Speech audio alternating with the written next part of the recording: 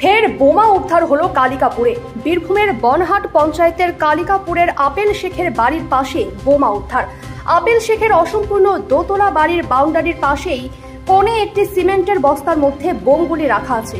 কে বা কারা বোমাগুলি রেখেছে তার তদন্ত শুরু করেছে রামপুরহাট থানার পুলিশ। কতগুলি বোমা রয়েছে এখনো সঠিক খবর পাওয়া যায়নি। খবর দেওয়া হয়েছে বোম স্কোয়াডকে।